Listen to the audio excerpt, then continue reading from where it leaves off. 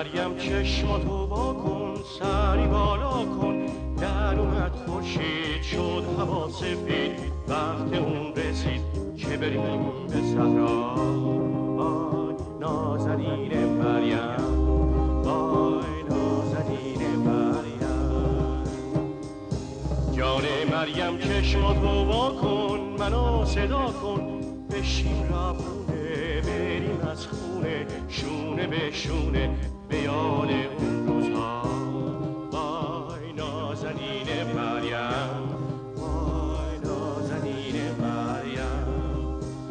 باز دوباره صبح شد، من هنوز بیدارم، ای کاش میخوابیدم، تو رو خواب میدیدم.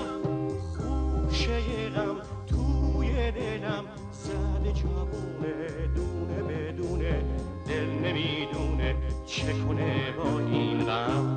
وای نازنین مریم، وای نازنین مریم. بیا رسید وقت درو، مال منی از پیشم نرو، بیا سر کارمون بریم، درو کنیم گندما رو. بیا رسید وقت درو، مال منی از پیشم نرو، بیا سر کارمون بریم، بیا بیا نازنین مریم، نازنین مریم. مریم بزن تو رو خدا یه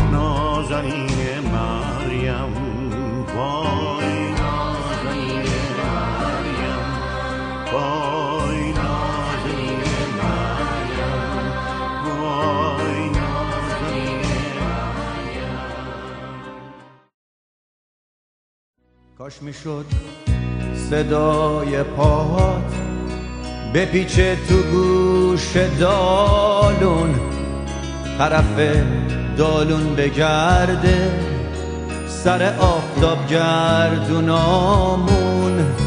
کاش میشد دوباره باغچه پر گلهای تو باشه، غنچه سفید مریم با نوازش تو باشه.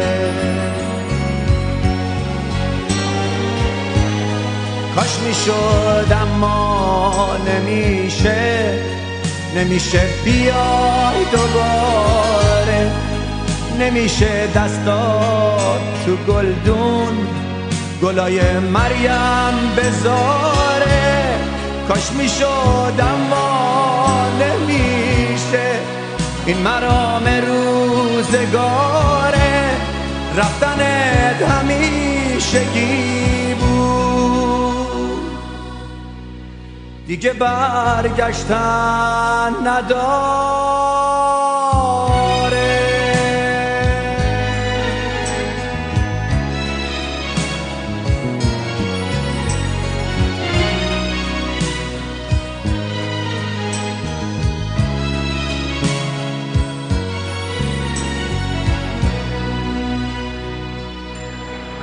همه اینجا غم دارن، غصه دارن،